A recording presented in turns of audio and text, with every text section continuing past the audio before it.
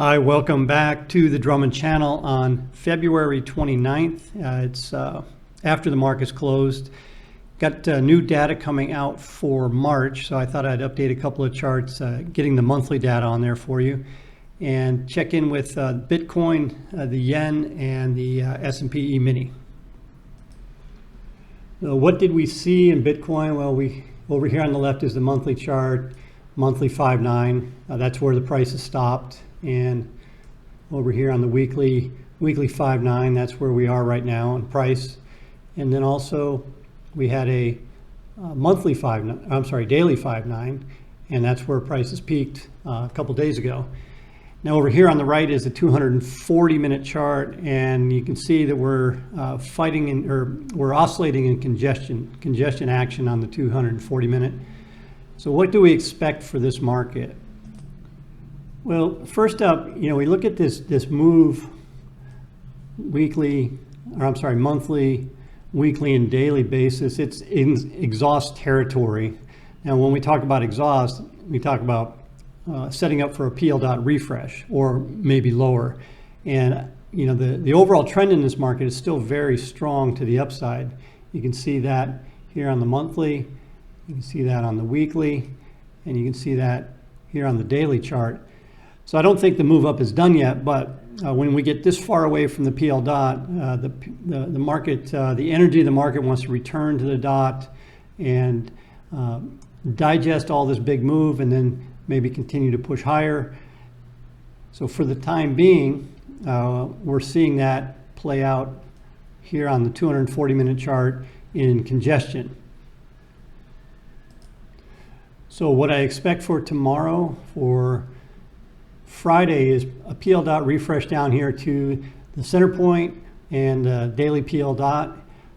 You can probably expect that over here on the monthly, now we're well above the yearly envelope top, and that's also the new monthly envelope top. So there's a lot of support in that area.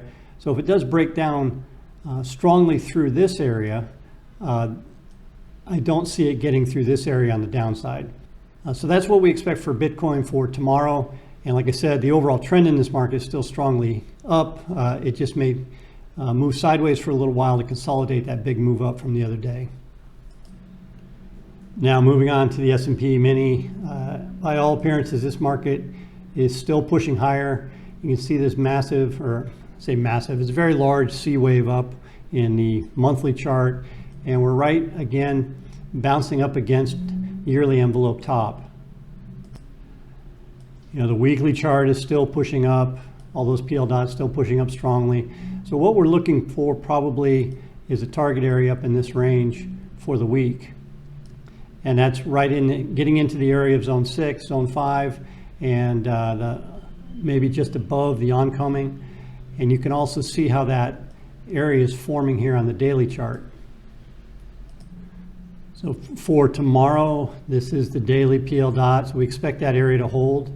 That's the daily spike there. So that's the strong support area, upside target, up above the weekly envelope top, and then up into the higher end of zone 5 and zone 6, and then way up here in the oncoming. So going to expect this market to continue to push up, especially on Friday. It seems to be the day that the market likes to rally. So going into next week, there is a possibility we're going to see this 5-1 and maybe a 5-2 combination in this area here. So for the next week, this might be a potential termination spot. And we'll see how that plays out. Again, that coincides with what we're seeing up here on the daily chart. And last up is the Japanese yen. And over here on the left on the monthly chart, we still have these oncomings building a wall there. We closed down in a monthly C wave down, and probably going to take out February's low, and that might come during daily congestion trading. So first up, this is the first bar daily congestion entrance, closed up above the PL dot and reverse sharply, probably going to move back down here, maybe oscillate in the daily congestion for a little bit. And going into the weekly, Going forward next week, a potential low is down here around 66.25, and we'll see how that holds, and that would again be just below this previous low from February. One thing to note, and this is a note to self, is why use price targets? Our forecast was for 67 area, and that's where we got. And all the bounces that we've seen lately in this yen have been very, very short-lived. So having a price target out there and exiting this thing earlier this morning was the best trade. Take the profits and wait for another opportunity.